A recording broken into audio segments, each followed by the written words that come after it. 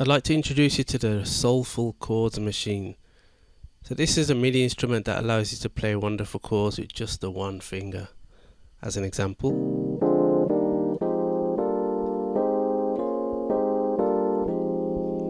Okay. I'll explain all the MIDI routing settings later, but for now I'd like to explain just how to use the instrument.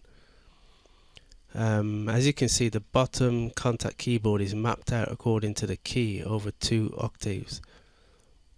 The blue notes represent the keys and the correct chords within the given scale.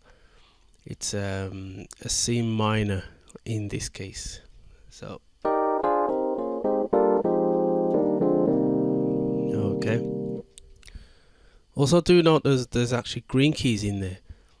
So the green keys, they're chords outside the scale or borrowed chords. However, I feel they still can fit into the scale or a chord progression within that scale.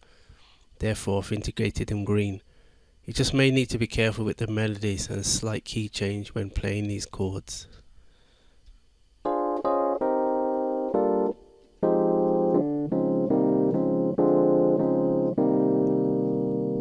Okay. Now the chord for each key can be freely adjusted using the knobs here. You'll see the colours changing depending on the type of chord. The black means off, so no MIDI data will be sent. The blue is part of the scale as mentioned before. Green outside the scale, however, can fit into a progression.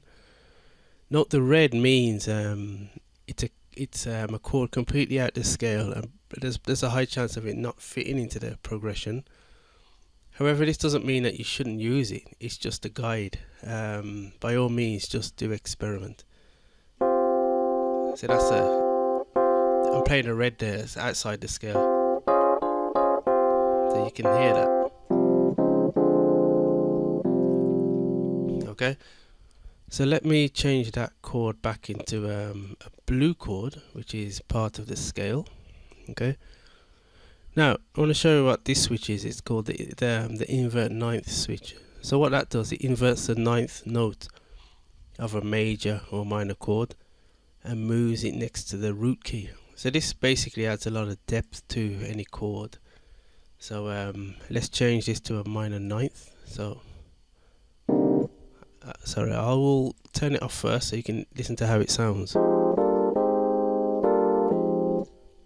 and then invert the ninth. So okay, there's a lot more depth in the chords there. The other switch on the right side is the bass switch. So what this does, it adds even more depth by adding an inverted bass note to the chords. The bass note is either 11th or 13th depending on the chord. So again, I'll just play the chords normally and then add the bass switch here and listen to how it sounds.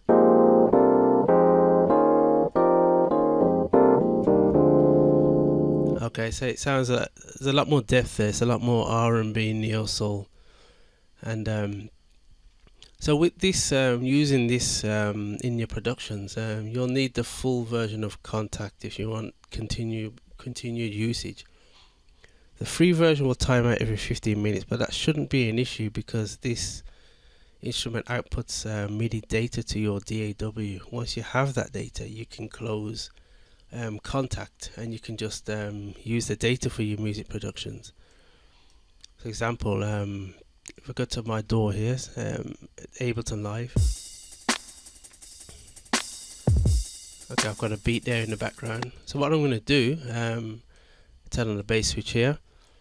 I'm actually going to play and record some chords. So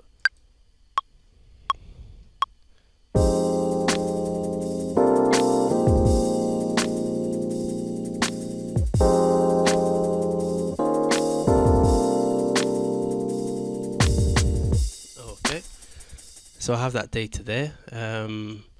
If I can just loop that, turn off Kontakt, so I'm not requiring that anymore. Because I've got the MIDI notes here, so they've recorded the MIDI data that I need. All the chords is in the DAW.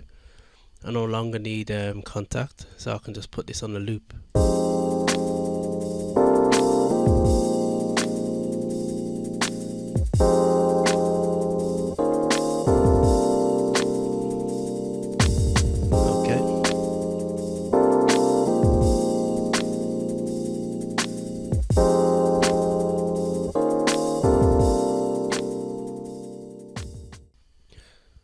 so now for the more technical part, it's actually getting the MIDI routing settings correct.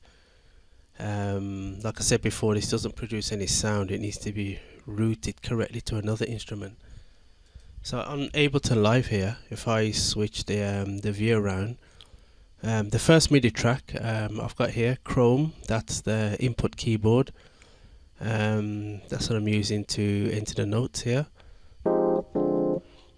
Got it set on all channels. The second track I'm using as the MIDI output. So if you look, it says MIDI from Kontakt 5 out, so you need to select Kontakt there, and you also need to select Kontakt again for the type of MIDI that you're using. Okay, if you look at the bottom, it says MIDI 2. That is actually my audio interface, which sends a signal to my Nord electro keyboard. So that's the sound you're hearing. It's actually sending the MIDI data back through the Nord keyboard. Okay, you can easily put a VST on this track, and that will work exactly the same. Okay, so that's how you'd route it in Ableton Live. Okay, so this is how I would route it in FL Studio. Okay, so I've got the Kontakt in this track here. That was track number 5. Okay. Click on this icon, it shows the instrument. Okay, if you look at the details, you'll see that input port 1, and that's the keyboard. Output, I've set it for port number 2. Okay, so on this other track, this time I've put Lounge Lizard. It's an E-piano, electric piano Rhodes VST. All I needed to do is, on the settings, just put input port 2. So it's actually reading the Kontakt, and I've left that output port blank, and that works perfectly. Again, you can press record and you can record the MIDI data in here, no problem. And this is how it's set up on Reaper. Okay. Okay, again, I've used, all I need is 2 MIDI channels. I put the Kontakt instrument on the first channel. Have a look at the routing sessions. I needed to add a send for Reaper, so I've sent it to track 2. That's all you need to do, create a new send it to track 2. Go over to track 2, click on the routing details. My MIDI hardware output is again the Steinberg, so that's my audio interface. That's sending the data to my Nord electro piano. And then what's important here is the receive.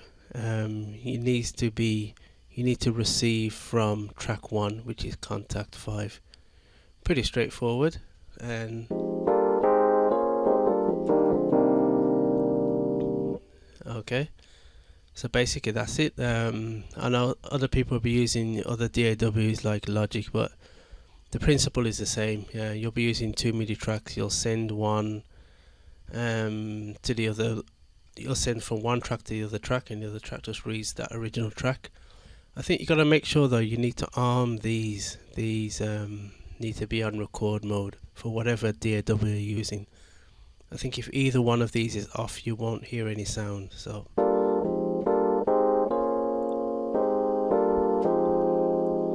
that's how you use the Soulful chord machine. Enjoy it.